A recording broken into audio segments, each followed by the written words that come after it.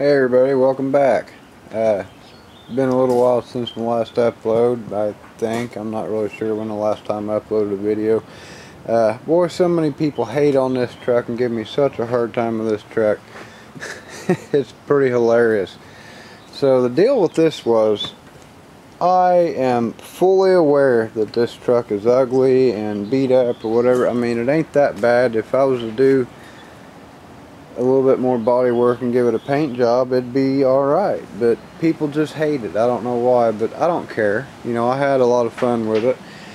But this engine and this truck, obviously they don't really mix. I mean, this engine is too good for this truck.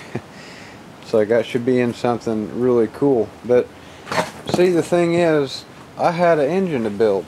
So I built the engine. I wanted to build an engine, so I did. I needed something to put it in. I wanted something really lightweight that would be fast. This thing drove like a dream, and it was lightweight after I completely just gutted everything. I modified a few things, stuck this engine in there. I've had a blast with it.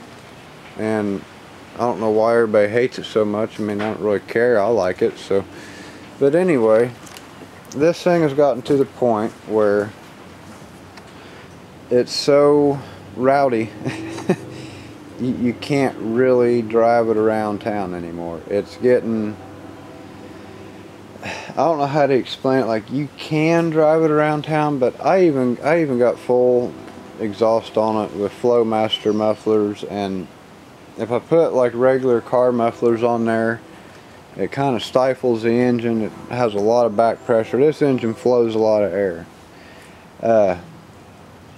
And it'll blow the mufflers up, like literally. If you hit the rev limiter one time and get a little bit of a backfire, the mufflers either rip open, swell up twice their size, or you guys have seen it happen. In the old vehicles, if you wanted a loud vehicle, like say you just bought a vehicle for 500 bucks, had an old granny muffler on there, one of them grandpa mufflers, get going down the road real good, pull it down in like second gear, first gear, get the RPMs way up, and you turn the key off and turn the key back on, and bang, it just blow the exhaust right off the car. I mean, blow the muffler, and then it'd be all loud and sound like a race car, you know. Back in the day, that's how we used to do it. We'd just, you know, turn the key off and bang, it'd just, you know, blow the exhaust right off the car. It was funny. And you know, after you figured out you can do that, obviously, you know, you did it by accident the first time, right? So then you figured out, well, that was pretty cool. Let's do that a whole lot, driving around town all the time. So you drive around town in like second gear and whoo, bang, and just all the time. Every stop sign you came to, you turn the key off, let the car coast to a stop sign, and just before the engine would spool down, you'd hit the key and just scare everybody. A giant fireball come out from underneath the vehicle. It's awesome. But yeah, this rev limiter, the way it's set up, pretty much does the same thing.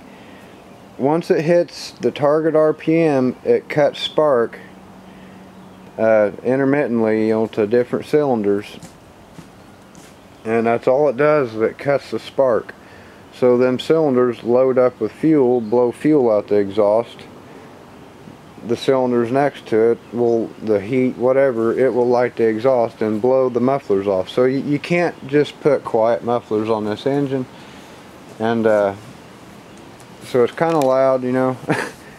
But anyway, I'm getting off topic. This truck is just to the point where you can't hardly drive it around town, because it spins the tires everywhere, and it's just, the engine sticks way up out of the hood. And if a cop sees this thing, you can be driving so careful and so easy and so slow, so tame, that cop will see you pull you over because he sees that carburetor and that everything sticking out of the hood.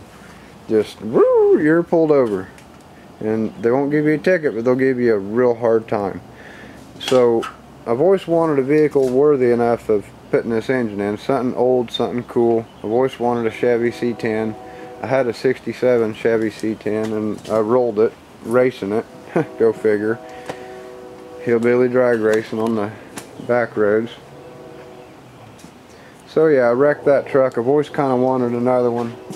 and I might have found, I don't want to jinx nothing yet, I might have found a older, it ain't a 67, I found a 67, but the one I really want might be a year or 2 or 3 newer. I don't want to say nothing and jinx it, but yeah, I think this engine, after the no prep race, this engine might be pulled out and stuffed in another truck, because that'll all fit underneath the hood. I'm pretty sure of it.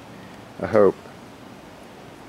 I mean, if I run a smaller carburetor, I wouldn't have to have this spacer. The reason I run that spacer is the throttle plates of that carburetor hits the casting of the blower, to where it's not just a big square hole underneath that carburetor. It's more of a slot with a taper to it, and it's that casting right there hits the butterflies of the carburetor, so you can't get wide open throttle, and because of that, it's only like really like a quarter throttle, because you can go almost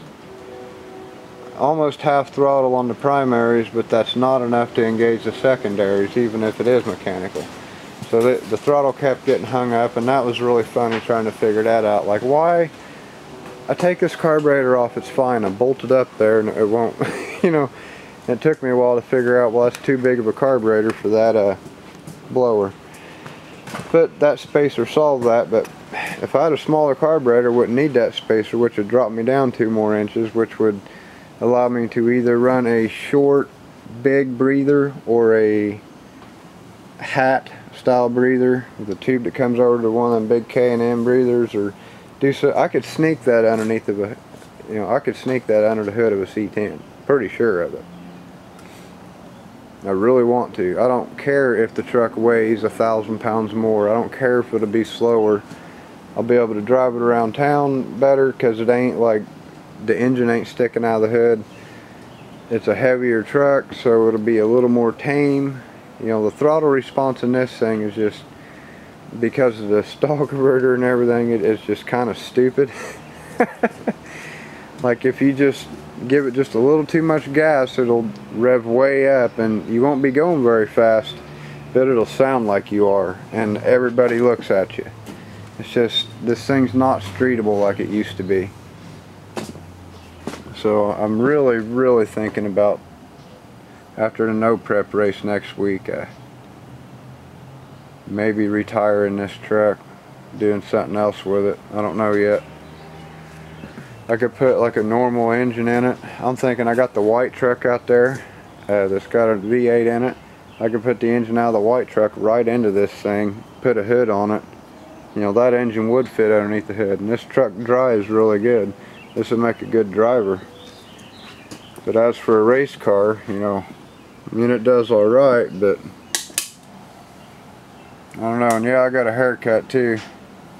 Isn't that nice? It's got hot outside. Didn't realize I was staring into a mirror there. Kinda, not really.